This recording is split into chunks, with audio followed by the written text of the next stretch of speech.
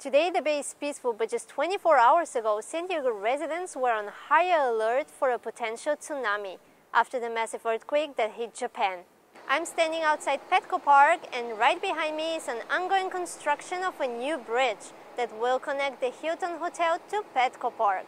However, some residents are unhappy of the use of tax dollars that went into the project. A California gray whale continues its wayward journey in San Diego Bay.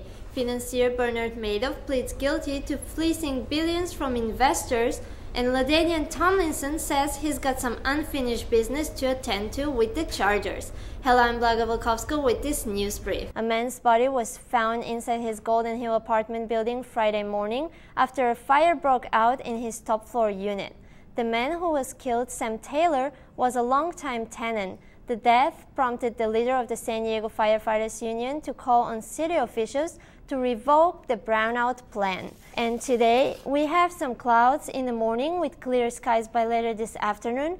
Temperatures will remain warm, with highs mostly in the 70s and lows in the 50s. Good evening and welcome to the Career Show. I'm Blaga Valkovska and thank you for watching. I'm here at the San Diego Dixieland Jazz Festival in Town and Country Hotel in Mission Valley, where jazz lovers have spent their Thanksgiving weekend listening to the best in jazz music.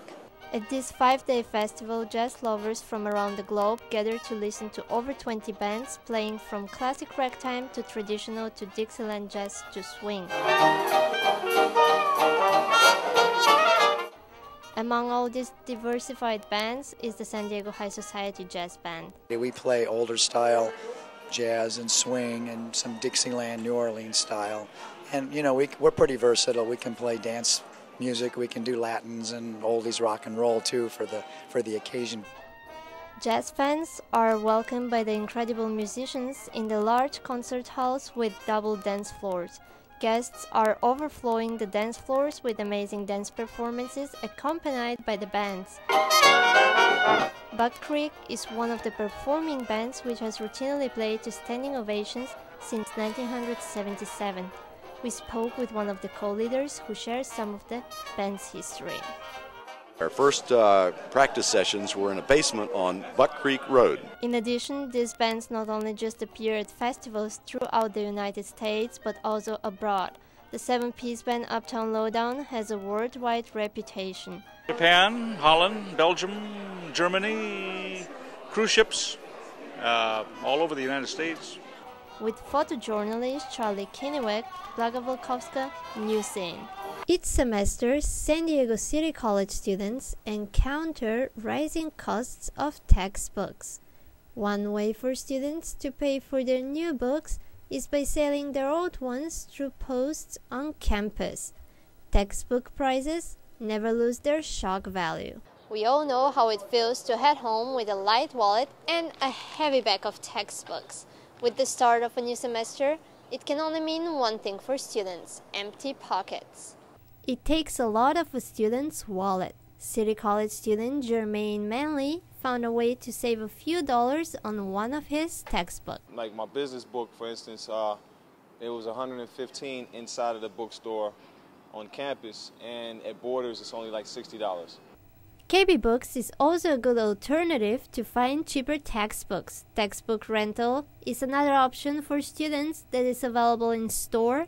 But when is the best time to come in? We spoke with the owner of KB Books, Ken Apple. Used books it's a scarce product. There's only so many out there. So the reason we recommend people to come in early is because once we've sold those 50 used, then we're selling new.